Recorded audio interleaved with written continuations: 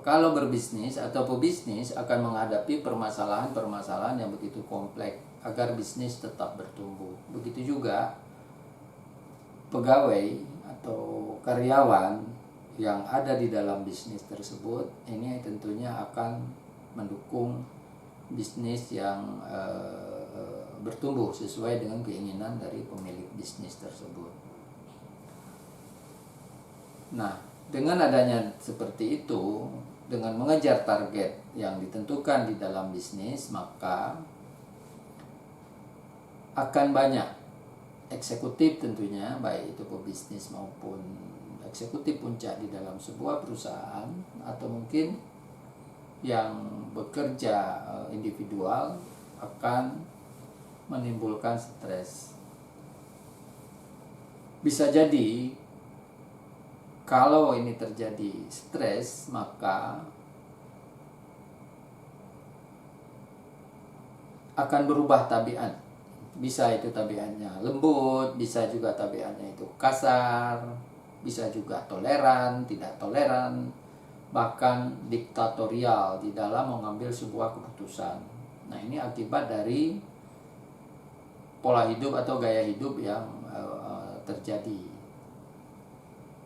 Nah, kalau ini terjadi, maka bagi individu ini akan berpengaruh pada kesehatan fisik, bahkan kepada kesehatan seksualitas.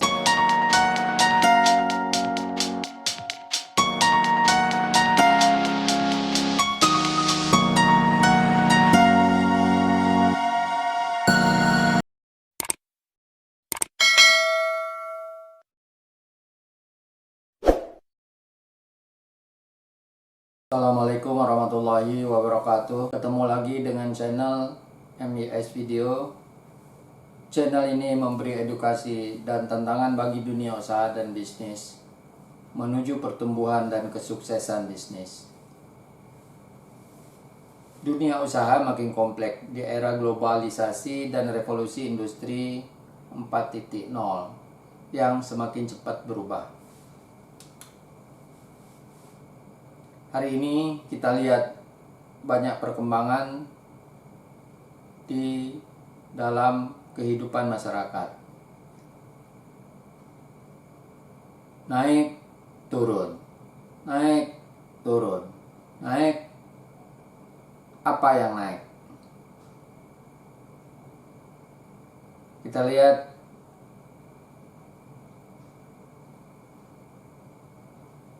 dalam kehidupan kita pasti pendapatan dan pengeluaran. Ada pendapatan dan ada pengeluaran. Tentunya di dalam pendapatan dan pengeluaran tersebut ada hak bagi orang lain atau bagi negara. Nah, kalau untuk negara tentunya ini harus diformalkan dalam bentuk pajak atau mungkin cukai. Nah, ini kita lihat bagaimana mengatur cukai untuk mengendalikan gaya hidup. Pada hari Kamis, tanggal 10 Desember 2020, koran kontan.co.id memberitakan kenaikan tarif cukai rokok menjadi 12,5% pada tahun 2021. Apa isinya dari berita tersebut? Nah, kontan.co.id Jakarta memberitakan bahwa Menteri Keuangan Sri Mulyani Indrawati menyampaikan rata-rata kenaikan tarif cukai rokok, tarif cukai hasil tembakau atau OCT atau CHT atau cukai rokok tahun depan sebesar 12,5%. Sri Mulyani menyampaikan kebijakan tersebut diambil setelah melalui beberapa aspek pertimbangan. Pertama, dari sisi kesehatan diharapkan akan mengendalikan konsumsi rokok, menurunkan prevalensi merokok terutama pada anak-anak dan perempuan. Prevalensi merokok secara umum diharapkan akan turun menjadi 33,2% pada tahun 2021 dari sebelumnya 33,8%. dan preferensi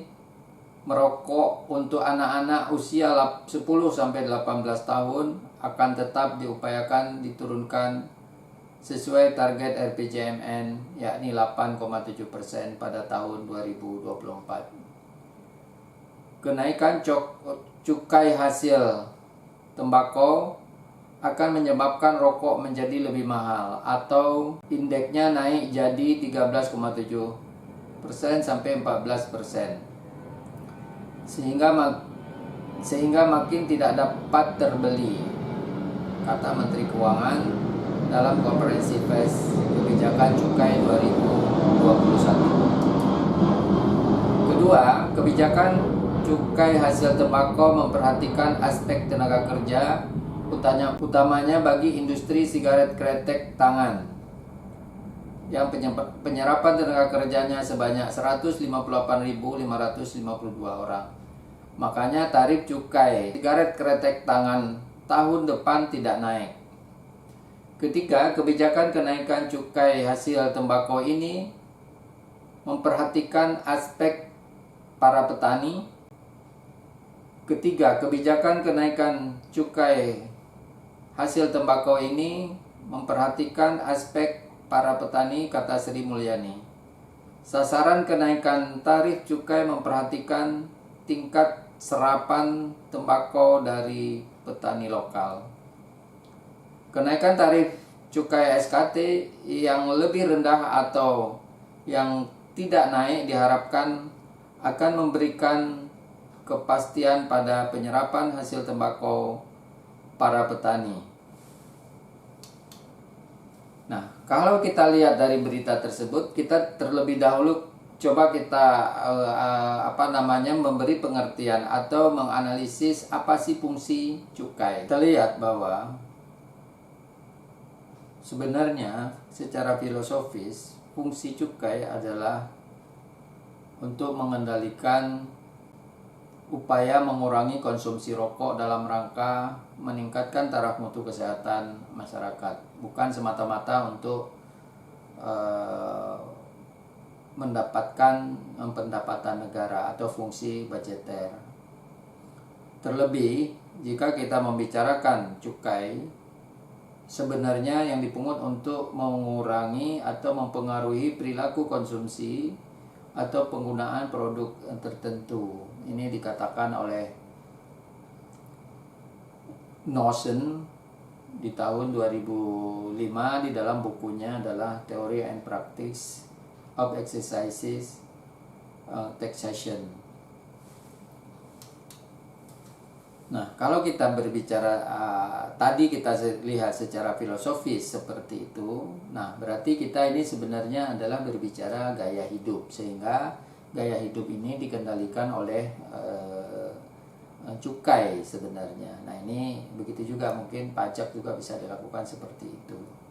Apa itu gaya hidup? Kita lihat bahwa sekarang ini di kota-kota besar, apalagi di dalam zaman globalisasi, secara ekonomi ini sudah tidak ada batas-batas distribusi ekonomi, baik secara fisik maupun non fisik. Kita harus mau atau tidak mau berbicara gaya hidup bagi masyarakat.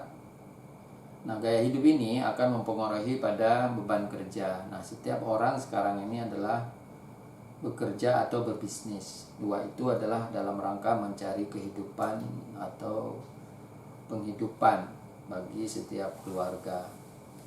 Nah, dengan adanya beban kerja ini, maka kita akan berubah pola hidup yang berbeda tentunya dengan di masa lalu. Masa lalu kalau mungkin para petani tentunya dari rumah ke sawah, dari sawah ke rumah, kemudian tidak terlalu banyak kebutuhan yang di luar kehidupan sehari-hari. Nah, kalau sekarang kita melihat ini adalah dengan beban kerja yang banyak, udah butuh macam-macam, butuh rekreasi, butuh wisata, butuh penampilan, butuh aktualisasi diri dan seterusnya. Nah, kehidupan di kota besar yang penuh persaingan, nah ini bagi orang yang mungkin hampir semua barangkali ya, ini harus ada kehidupan pekerja atau berbisnis. Kalau berbisnis atau pebisnis akan menghadapi permasalahan-permasalahan yang begitu kompleks agar bisnis tetap bertumbuh. Begitu juga pegawai atau karyawan yang ada di dalam bisnis tersebut, ini tentunya akan mendukung bisnis yang bertumbuh sesuai dengan keinginan dari pemilik bisnis tersebut. Nah, dengan adanya seperti itu, dengan mengejar target yang ditentukan di dalam bisnis, maka akan banyak eksekutif tentunya, baik itu pebisnis maupun eksekutif puncak di dalam sebuah perusahaan, atau mungkin yang bekerja individual, akan menimbulkan stres. Bisa jadi kalau ini terjadi stres, maka akan berubah tabiat. Bisa itu tabiatnya lembut, bisa juga tabiatnya itu kasar, bisa juga toleran, tidak toleran, bahkan diktatorial di dalam mengambil sebuah keputusan. Nah, ini akibat dari pola hidup atau gaya hidup yang terjadi. Nah, kalau ini terjadi, maka bagi individu ini akan berpengaruh pada kesehatan fisik, bahkan kepada kesehatan seksualitas. Nah, gaya hidup ini tentunya harus dapat dikendalikan. Nah, bagaimana ini mengendalikan itu? Nah, itulah yang mungkin perlu kita lakukan oleh semua orang. Kalau tidak, nah ini mungkin akan berpengaruh kepada kehidupan yang lebih besar.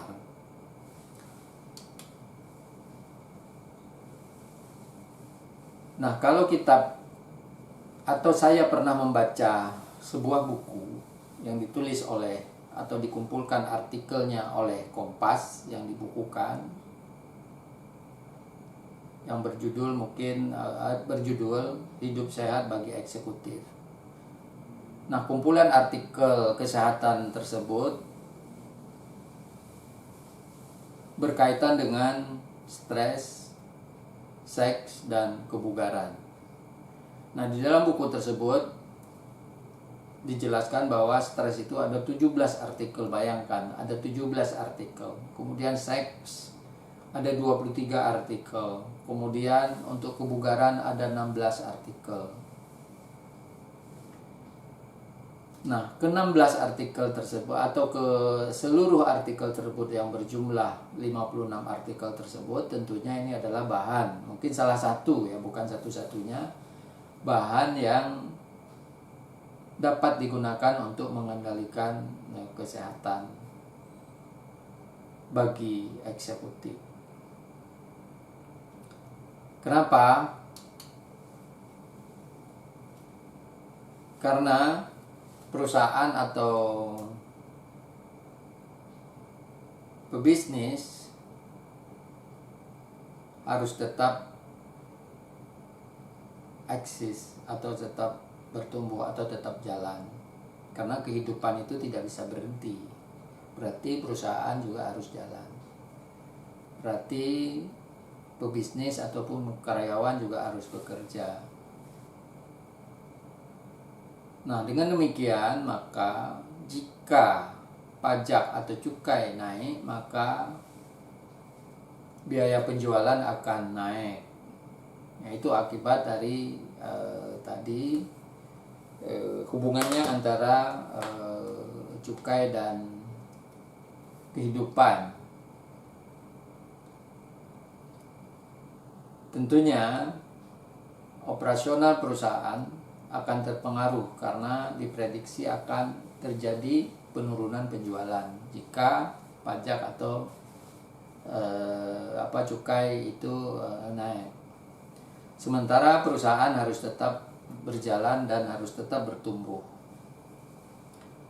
Kemudian perusahaan harus mempunyai inovasi yang strategis agar pertumbuhan penjualan tetap berjalan dengan bagus.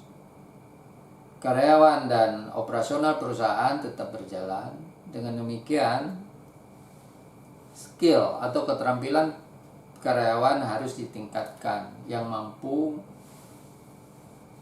menyelesaikan pekerjaan-pekerjaan yang kompleks. Kenapa kompleks? Karena di luar sana atau di dalam kehidupan perusahaan ini persaingan sangat tinggi. Mungkin perusahaan sejenis, banyak perusahaan sejenis yang sebagai kompetitor dari sebuah perusahaan ini akan berlomba untuk meningkatkan pertumbuhan perusahaan. Kemudian manajemen perusahaan harus berpikir ulang atau harus berpikir kritis agar ide kreatif yang inovatif dapat dipraktekkan atau diimplementasikan di dalam sebuah perusahaan. Nah, kondisi inilah yang akan membuat perusahaan itu bertumbuh atau dapat eksis berjalan terus. Karena perusahaan jarang, mungkin hari ini lahirnya adanya perusahaan itu yang umurnya mungkin sampai 100 tahun. Kalaupun ada mungkin sedikit. Nah, ini adalah sebuah tantangan bagi sebuah perusahaan. Karena perusahaan itu, kenapa tadi saya bilang itu umurnya itu tidak lebih atau mungkin tidak sampai 100 tahun, atau mungkin kalaupun ada ini sangat sedikit, karena perusahaan kalau sudah stabil mungkin dijual, dialih kepemilikan, bahkan tidak lagi dimiliki oleh keturunannya, ya, keturunan pendiri perusahaan tersebut. Kalaupun ada mungkin sangat sedikit barangkali. Kemudian manajemen perusahaan harus mampu memotivasi karyawan atau stakeholder agar perusahaan berjalan sebagaimana biasa, karena akan berpengaruh pada banyak hal dalam perusahaan. Serta perusahaan juga atau manajemen perusahaan harus mampu berkoordinasi dengan banyak orang atau stakeholder agar reaksi internal mampu membangkitkan kinerja perusahaan. Nah, ini manajemen tentunya ini butuh skill, ya, skill yang mungkin lebih tinggi dibandingkan sebelumnya. Nah, kalau butuh skill tentunya butuh pembelajaran. Kalau butuh pembelajaran tentunya butuh coach atau pelatih. Kalau butuh coach tentunya harus direkrut dari ahlinya barangkali, ya. Nah, ini untuk memotivasi karyawan oleh manajemen perusahaan. Karena biasanya manajemen perusahaan ini terlena pada kegiatan yang sehari-hari untuk mengejar target produksi dari sebuah perusahaan. Sehingga terlupakan pembelajaran yang harus dilakukan oleh karyawan atau mungkin manajemen. Tentunya ini juga punya resiko-resiko yang terjadi. Resiko yang terjadi apakah penurunan penjualan atau gangguan lainnya harus mampu diatasi dan pelayanan tetap mampu dilakukan dengan baik. Untuk mendongkrak penjualan yang harus dilakukan tentunya tetap berpikir fleksibel, tidak kaku. Nah, ini yang harus diperhatikan oleh sebuah manajemen perusahaan di dalam kondisi persaingan yang begitu kompleks. Apalagi di dalam zaman yang sekarang ini adalah metode pemasaran. Pemasaran ini berubah drastis dari metode pemasaran yang tradisional kepada metode pemasaran yang memakai teknologi informasi atau mungkin teknologi dalam masa teknologi revolusi industri 4.0 yang semuanya dilakukan secara maya atau melalui internet. Nah, ini pola ini juga berbeda ya dibandingkan dengan metode pemasaran di masa-masa sebelum ini atau masa-masa lalu. Nah, inilah yang mungkin perlu direnungkan oleh manajemen perusahaan agar perusahaan tetap bertumbuh, perusahaan tetap jalan, bisnis tetap jalan, karyawan tetap eksis, bekerja, tidak ada PHK, tidak ada pemberhentian, kecuali nanti itu PHK-nya secara normal atau pemutusan karena itu terjadi karena pensiun, ya bukan karena berhenti di tengah jalan. Atau mungkin karyawan itu adalah berhenti karena membuka perusahaan sendiri. Bisa jadi seperti itu. Dengan kondisi metode-metode perusahaan, metode bisnis yang sedang berkembang. Ya mungkin perusahaan kecil lebih eksis dibandingkan perusahaan besar, karena perusahaan kecil biasanya lebih fleksibel di dalam melakukan pemasaran, apalagi dengan adanya undang-undang cipta kerja yang memudahkan dari sisi perizinan, sehingga maka di modal juga begitu juga berdagang di online itu mungkin modal itu lebih kecil dibandingkan dengan mendirikan perusahaan yang konvensional.